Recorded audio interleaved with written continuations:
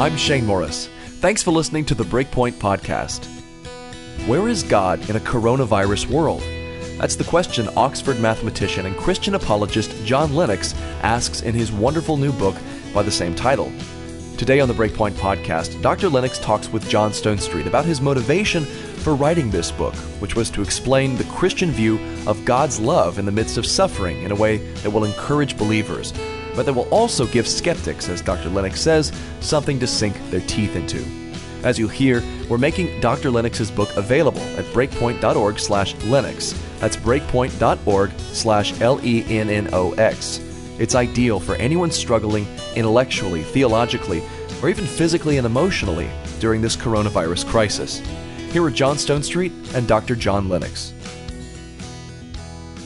Well, welcome to the BreakPoint podcast. I am thrilled to have a conversation with Dr. John Lennox today. As I said on a recent BreakPoint commentary, I think Dr. Lennox wins the award for being able to turn around a necessary, needed, and helpful book the fastest, perhaps in all of human history. So, Dr. Lennox, of course, is the professor of mathematics at Oxford University. He's a renowned speaker internationally on issues of apologetics, science, the interface of science, philosophy, and religion, and all kinds of other issues. And Dr. Lennox seized a moment, an important moment, to tackle the latest edition of Christianity's oldest question. Why does God let bad things happen? And the book is titled, Where is God in a Coronavirus World? It's published by the Good Book Company, and we'll tell you how to get it throughout the program here today. Dr. Lennox, it's good to see your face from across the pond. Well, thank you very much. I'm really honored to be on something that emanates from the Colson Foundation. So thanks for inviting me. Well, it's an honor, and you were such a big hit at our Wilberforce weekend last year. And when I saw this book come out, I thought this is the sort of thing that our people need. And what I really appreciate is not only you're tackling that question and tackling it well, but you're doing it in a way that believers can read and be helped by, but also believers can give this book to skeptical friends or just questioning kids or people like that. That's right. That has been really a life's motivation for me, to try to explain Christianity clearly enough so that believers will be encouraged, but also so that skeptics may find something to get their teeth into. And I'm very glad to hear you say that it seems to have achieved a little of both anyway. Well, listen, the publisher of the Good Book Company has been terrific, and I was able to read through it and was one of those, sit down, read through it. And the only thing that would take a whole lot of time is just having to stop and reflect on the terrific way you're taking us through this question. Now, Dr. Lennox, many people know you've debated some of the great atheists in history, or at least in recent history. Let's put it that way. I don't know if I'd put them in the classic category. But this book is not so much, although it includes some of those answers, it seems like you're trying to really deal with the fear and the anxiety and the pain, which is different than kind of the philosophical skepticism, isn't it? Yeah, I think there are two very separate issues, and they both need to be addressed. Some people need intellectual answers, but other people are really in emotional turmoil, and they need a friendly hand, a touch on the shoulder, if only we're allowed to do that. And it must be absolutely awful to have to say goodbye to a loved one without even touching them in any way. And so my heart goes out to them. And it seems to me that Christianity hits this head on. There's a marvelous story that I've been enjoying over Easter, the raising of Lazarus from the dead. And you'll remember that Martha and Mary, his sisters, they sent a message to Jesus and said, Lord, the one you love is sick, and they expected him to come. And they knew he had the power to heal, but he didn't come. And so it raised in their minds what happens today with many people emotionally. Does God really love us? And if he does, where's the demonstration of his power? So that cuts us right into the COVID situation. And when Jesus eventually came to Bethany and was confronted by Martha, She said, Lord, if you'd been here, my brother wouldn't have died. He kept at a distance, and she didn't understand that. And he entered into a deep discussion with her about the resurrection. Your brother shall rise again, which, by the way, ought to be a huge encouragement to believers who've lost loved ones who trusted the Lord. Your brother, the relationship, what's good in it or what was good will be preserved across death by Christ. But the point I want to stress is Martha was intellectual. She was theologically trained. She wanted an answer, even within sight of her brother's tomb, where he'd been only about 4 days. But Mary was a totally different person emotionally, and she came out and she was weeping her heart out. And when Jesus saw what death had done to that little family, we read Jesus wept. And that, to my mind, is making the point that you have just mentioned, that he didn't engage with Mary in any complex discussion. In fact, he didn't say anything at all. He simply wept. And many people today, they want someone to weep. They don't want a plethora of simplistic answers that are insincere, possibly even hypocritical. They want a touch. They want a sense of a friend who's near them. So that's why I tried to balance this in the book. It's difficult, but I did try to do it. Yeah, it's one thing to be aloof, from somebody suffering and try to explain it from a distance. It's another thing to be engaged. And of course, that's ultimately where the Christian worldview leaves us. I'm always struck. I'm so glad you brought up that Lazarus story, because I'm always struck by that Jesus wept passage, primarily because Jesus knows he's going to go raise Lazarus from the dead. That's the other detail there, right? Which yes, he knows. He knows he's about to turn this into a party. Like he doesn't even dismiss like, oh, come on, man, I'm going to go do it. It's going to be awesome. Follow me. He actually takes and enters their suffering, which of course is where Christianity leaves us ultimately anyway. It does. And you see, the thing is a paradigm for something bigger. He let Lazarus die by staying at a distance. And on the bigger scale, you see, if we believe in the reality of a God who created and upholds this world, the same thing is happening today. And this sign in John's Gospel, raising Lazarus from the dead, is for us a foreshadowing of what Christ will one day do on a bigger scale. But we've got to realize that he may let us go through that sense of where is the love of God in this? Where is God in this? He let my brother die. He let my dad die, and so on. And it's only when we get to the other side, to not Lazarus raising from the dead, but Jesus' own death and resurrection, that we begin to have some hope of a resolution, but it's not yet. My guest today on the BreakPoint podcast is Dr. John Lennox, mathematics professor at Oxford University, and universally well-known apologist. And he deals a lot on issues of science, but he's written this book, Where is God in a Coronavirus World? Come to breakpoint.org, and we'll tell you how to pick up a copy of this. It's published by the Good Book Company. Dr. Lennox, just because a lot of people aren't looking necessarily for intellectual answers and the importance of mourning with people, entering into their suffering as our Savior did is there. There are things we can say about suffering. That's what I really appreciated. Another thing I really appreciated about the book is you don't say what you can't say, but you do say what we can say, if I could put it that way. That's important. Yeah, it is.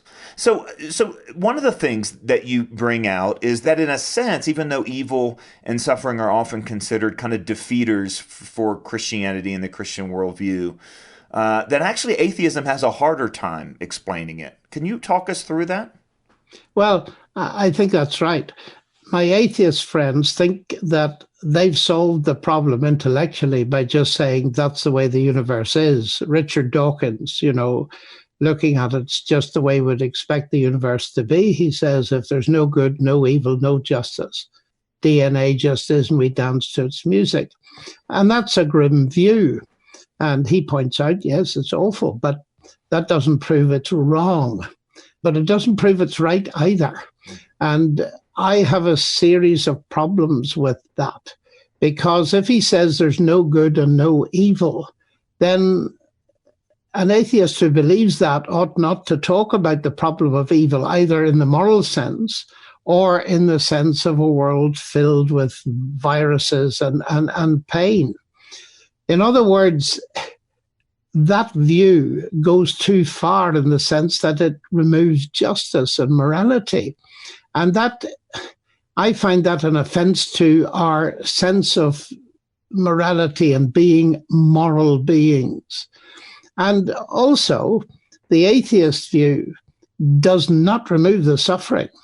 And one could argue that if it's false, it makes suffering 10,000 times worse, because the Christian view tells us that the suffering's very real, but death is not the end. Jesus has proved that, and this is Easter time, and we're celebrating his resurrection. And that opens a huge new window of hope and possibility that we can confidently announce into this situation. And in that sense, I regard atheism as a hopeless faith, but I do not believe it's true. Right. Because I think the evidence for Christianity being true is far stronger. You know, when people think of Oxford and they think of the problem of evil and answering skeptics, a name of one of your forebears pops up, C.S. Lewis, who wrote about this as well. And you quote Lewis several times. Yes, because he's helped me so much to understand this thing. He really has. I mean, and he's also one of those stunning ones where he wrestled with it intellectually and then dealt with this personal suffering that really made him think about it maybe a little bit different. What do you think are some of Lewis's most helpful? I know you bring up several of them in the book, and so I'll telegraph it here a little bit. What do you think are Lewis's most helpful observations about this issue? Well, on this particular thing, people ask, and you may want me to develop this, what is this saying, if anything? You know, there are people on one extreme are saying this is the judgment of God on various nations and individuals. And other people are saying, look, it's the fulfillment of karma, and there's no point in helping people, because if you do, they'll only have to suffer worse the next life, which, by the way, is awful. Isn't that a terrible... I mean, people find hope in these Eastern religions, and when you really dig below the surface on karma, it's awful. It's cruel, yes. Yeah. I fear so. But you see, my view of that is, and this is hugely important, we'll come to Lewis in a moment, I take my cue from what Jesus said. And there's an incident in Luke 13 where some of the crowd, he was at the temple, and the crowd said, you know, there was a massacre here when Pilate and his soldiers killed a number of people who were worshipping. It was an awful moral evil. Yes, he said, that's right. But also there was a tower, the Tower of Siloam in Jerusalem, which fell on 18 people and they died. But the point he makes, and it's very interesting, he says in both cases, do you think these people were worse sinners than anybody else? And he expects the answer, no, they weren't. So my axiom then, as a Christian, is to follow what Jesus says, that you cannot conclude from observing a tragedy, whether it's an individual one or a global one, that it happened because a group of people were worse than anybody else. But then comes the next bit. And Jesus said, you likewise, I warn you, unless you repent, you will likewise perish. Now, what does that mean? And here we come to Lewis. You see, Lewis says of such things, of pain and tragedy, being God's megaphone to wake us up. Now, I find that much more helpful. And I'll tell you why.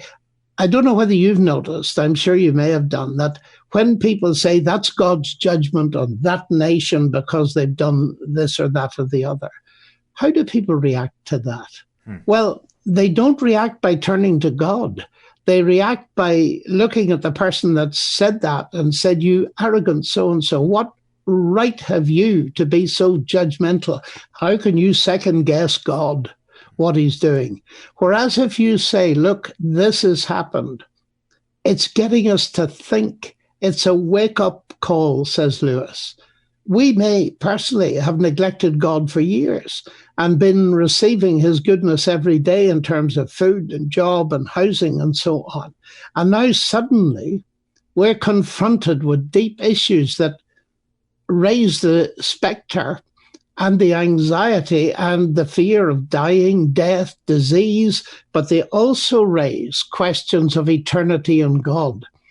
And if that happens to us, if we've been neglecting God for years and made a mess of our lives and indeed of other people's lives, then it is acting like a megaphone to wake us up. And that is a very good thing from that perspective.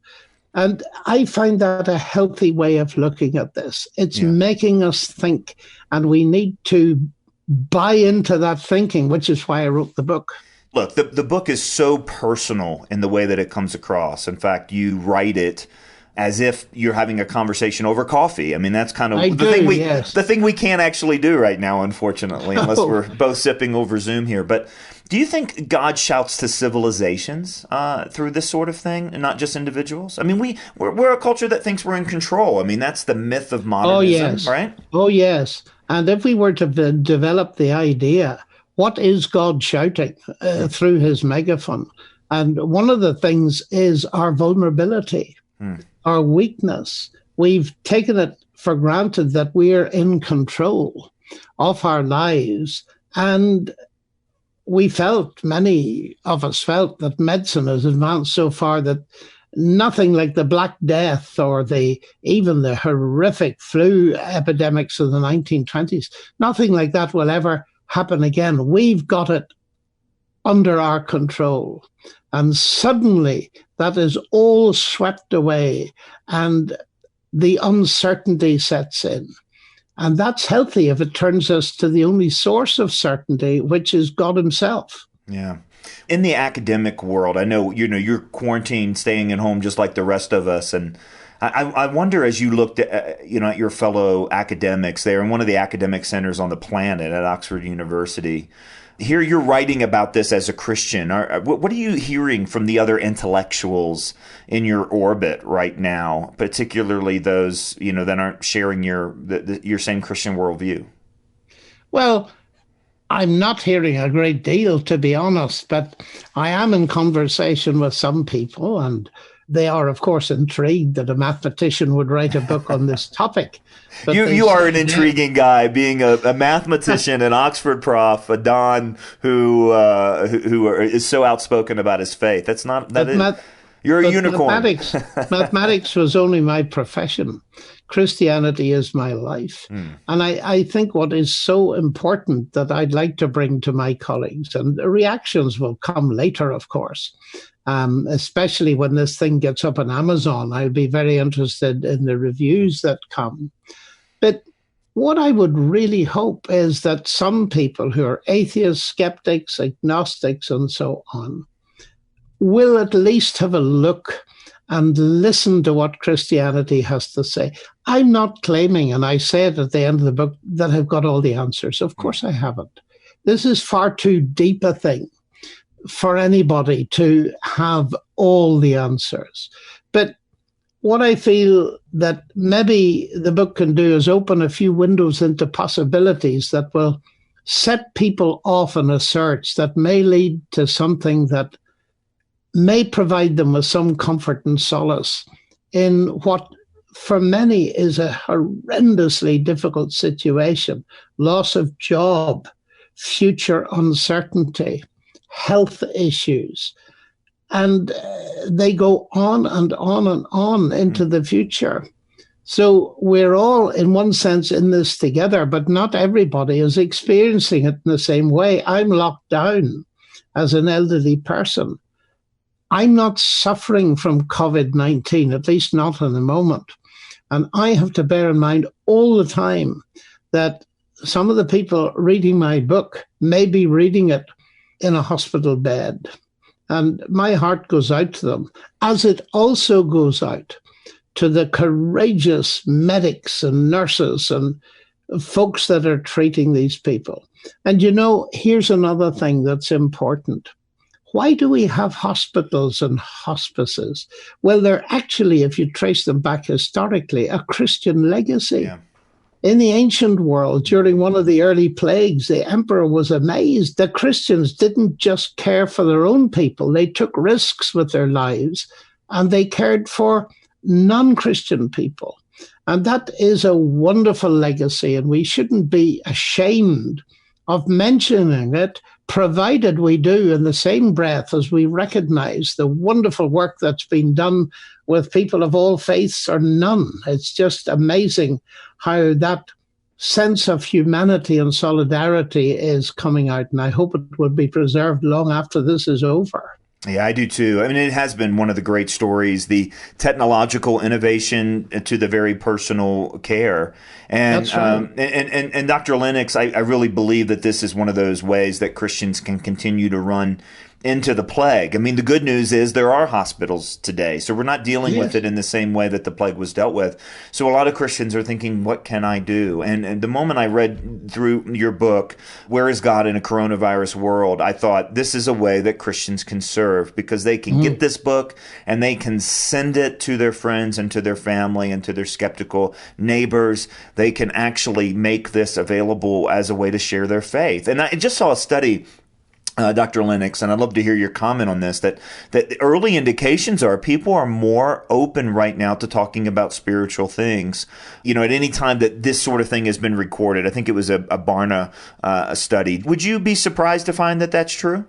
Not at all, because it is the fact that during times of great national stress and calamity, World War II, for example, for many of us, the churches were packed with people. Now they're empty because we have to keep social distancing. But I suspect that the interest in spiritual things is growing. I've done a number of interviews in the past couple of weeks, like this one, and the number of hits just seems to soar up day by day. So it shows that people are open, are looking for answers, and I hope that will long continue.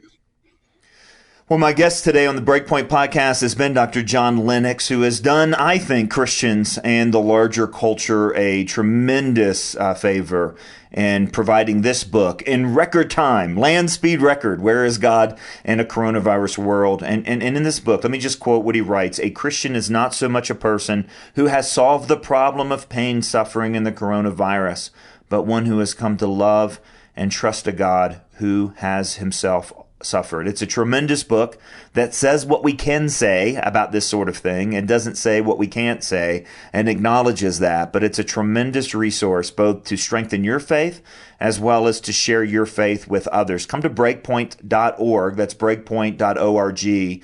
And we'll tell you how to pick up a copy of this book. And Dr. Lennox, could you also just tell folks where they can find you on the internet? Yes, I've got my own website, and I'm always delighted to be talking to people in the United States because I've got so many wonderful friends there. And over the past decade, I've given many lectures, debates, dialogues, interviews in your premier universities and colleges. And you can find many of those on veritas.org. I have my own website, johnlennox.org. And between the two of them, you can watch some of the debates and so on. And the tone of how Dr. Lennox debates some of the grumpiest atheists that we've had in our lifetime is with a terrific, loving response, which you'll also find in this book. Again, the title is Where is God in a Coronavirus World? Special thanks to Dr. Lennox and the Good Book Company for making this available so quickly. Dr. Lennox, it's great to hear your voice and great to see your face here via Zoom, and just really grateful that God strengthened you and empowered you to make this book available. And thanks for joining us on the BreakPoint podcast. It's been my pleasure. God bless you all. Bye-bye. Thanks so much for listening to the BreakPoint podcast. If you're dealing with doubts and questions about God's goodness because of the coronavirus, or if you know someone who is, Dr. Lennox's book, Where is God in a Coronavirus World, will help. This month, we'd like to send you a copy as a thank you for a gift of any amount to BreakPoint and the Colson Center. Just come to breakpoint.org/Lennox. That's breakpoint.org/LENNOX. For the Colson Center, I'm Shane Morris.